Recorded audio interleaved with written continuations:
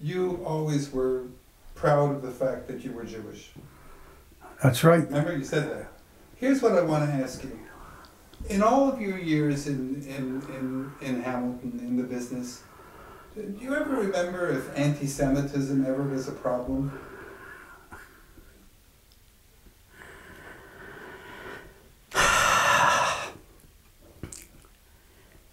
It was a funny type of anti-Semitism.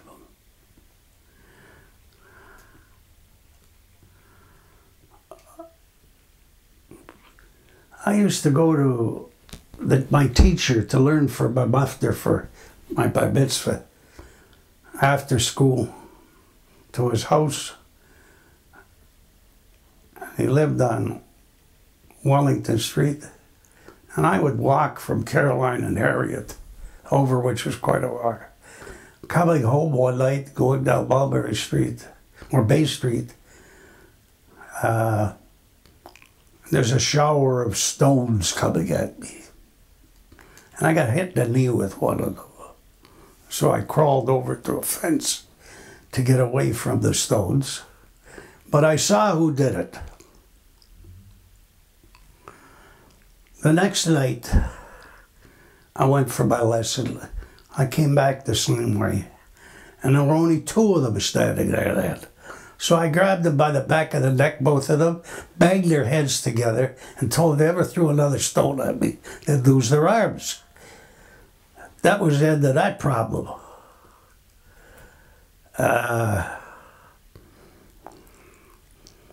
Like you would hear the odd thing.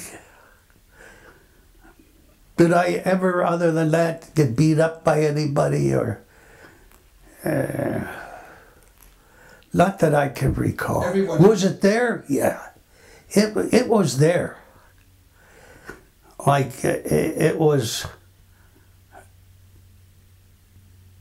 if you got a job, you were on the bottom rung. It was there. It was like you could feel it. Was it blatant? Not. But I don't remember it like hitting me in the face, even when I went to high school. I just don't remember that it walked up and hit you, you know, or somebody did something blatant. That I can't remember. But you do remember when Jews couldn't own houses in Westdale? I remember that. I remember going to look at a house with my brother Chester when we wanted to move off of Harriet Street. We were looking at a house in Aldershot, and we were told that they doubt very much whether we could own the house because they don't allow Jews to own property there. And the same happened in Burlington. Burlington I know firsthand because there was a great guy here in Hamilton by the name of Wilf Carter. He owned Carter's, he owned new automobile places, and I knew him very, very well. And we were talking one day and he told me the story about this woman who knocked on his door. His butler was busy doing something else. He went to open the front door. He was a very wealthy man, lived in a huge house in Burlington. And I was there at that house. And he said this woman had a petition. And what was the petition about? She wanted him to sign it so a Jewish couple couldn't buy a house on that block. His answer was, I haven't met these people yet. They may be very nice, but I know you're not, so please leave. Great. There weren't too many like him around. Okay, that is a true story. Talk a little bit about, Moshe, talk a little bit about the shuls in town. Remember, you were always with the Addis, am I right? Yes. We had our characters. Stories about some of the people. There was a family here called Poulter. And everybody used to gather at Boleslavsky's. And this man borrowed $10 from Boleslavsky. And time went by. What's ashamed? He kept going into the store. Didn't pay him. So he said to him one day, Poulter, he says, it's about time I got my money back. So he wrote him out a check for the money. And there used to be a TD Bank near the market, which is no longer there the way it was in those years. And he gave it to him. And the next time Poulter came into the store, Boleslavsky said to him, what did you do to me? He says, what do you mean? He says, you gave me a check for $10. It's no good. He said, do you mean to tell me that Toronto Dominion Bank doesn't have $10? These are true stories. These were characters. We used to have, I will not mention a name, but we used to have, like I went to shul all the time with my father, especially Saturday night for Shalashitas, because they needed somebody to pump air into the beer barrel to get all the beer out. So I was the guy to pump the air. I was a kid. And this one fellow loved to drink, one of the members. He got there early. He probably drank a quarter of the barrel of beer. And to fill it up, he poured water in it before anybody saw. Okay, so they were sitting down for Shalashitas, you know, and they opened put the cup in, the tap to tap the beer, and it's watery. And I don't know what the heck happened. And the brewery was just a block away down the street, up Bay Street, around the corner from the shul.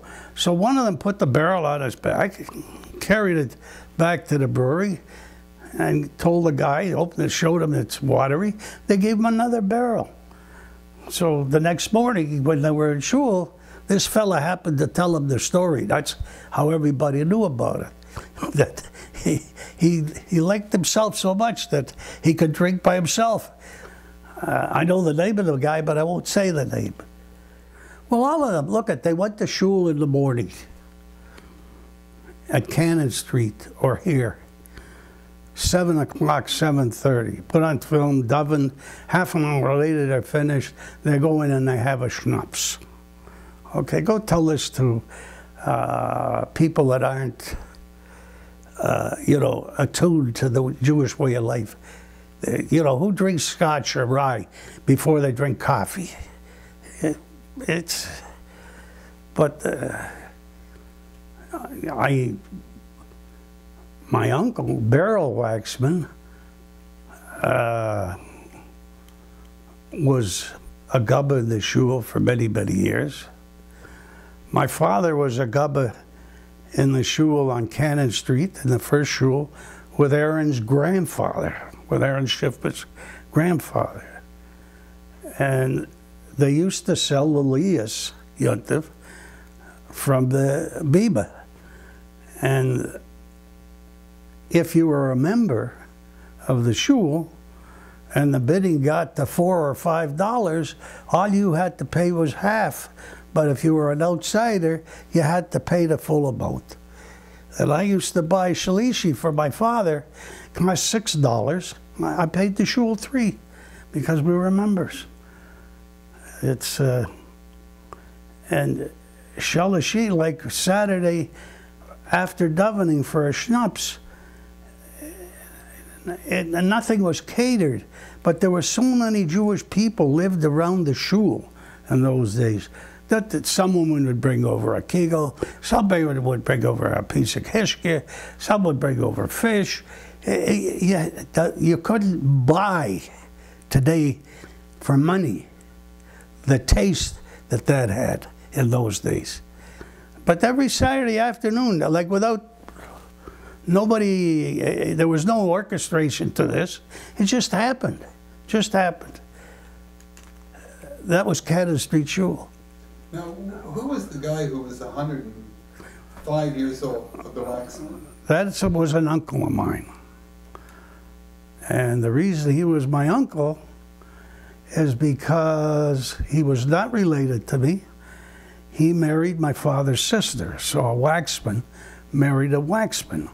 Therefore, he became my uncle. And I think he was 107 when he passed away. And he had all his faculties with him right up to the end. Unbelievable. At the Hess Street Show. No, he was a member of the Cannon Street Show, but he went to the Hess Street Show because he could walk there from where he lived. He could walk to the old shul on Cannon Street, but he couldn't walk to West Elk. He couldn't walk to the Addis. After all, you know, as a matter of fact, my father, I used to give him heck. When we lived on Fairleigh Crescent, that's a long way. That was where, just a couple of blocks away from where the center was on Delaware. My father used to walk from there to shul Saturday. And I begged him one time, I said, "Pa, look, I know you don't want to drive. I know you don't want to pay a cab. Let me make arrangements for a cab to pick you up. I'll pay for it. It'll drop you off a block from the shul, and you'll still walk to the shul." He looked me in the eye and he said, you know what his answer was? I hope people understand Yiddish. He said, "Was sound Tom at the Daven zum Azechel." He said, "What taste will I have if I do that to go into shul to Daven?" Good for him. That was his. Man never worked a Shabbos or a holiday in his life. Really? Never. Pesach was 8 days, the horse and wagon. He fed the horse and went to shul. There must have been a number of people like your dad who they were peddlers. Yeah. And they were observant Jews. Yeah, there were quite a few of them in those days. Quite a few of them.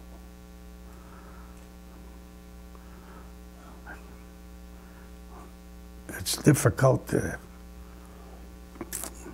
And then, just because, since you were mentioning your father was a gabbai and so on and so forth, you were the president of the Addis.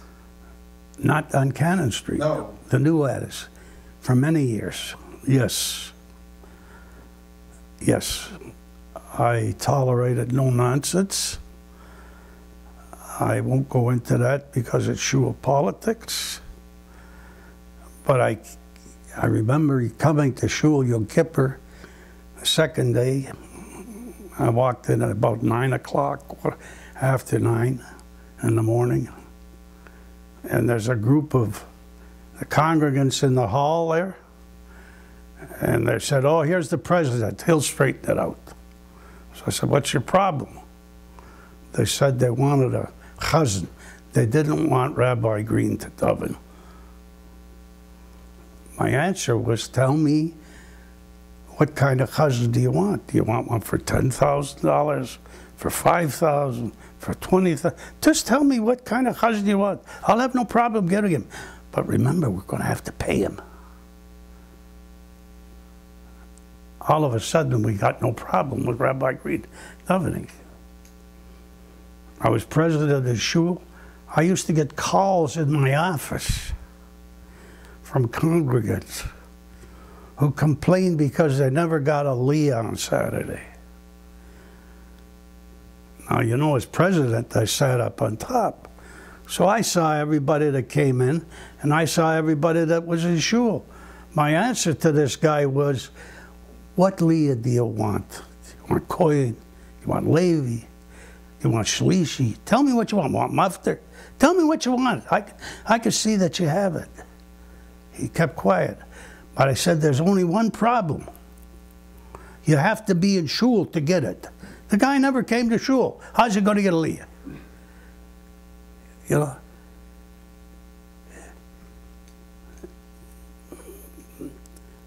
And we had a lot of fun. Early on, when the shul was just getting started, we used big raffles, big dances at Hanukkah time. the whole community came, whether they were from Addis or not. It seems to me like some of that is missing, and I don't know how to put it back together again. The community was much closer years ago. Sure, there was rivalry between the three shuls, but when they had a simcha, everybody was participated. I don't know how you do that anymore.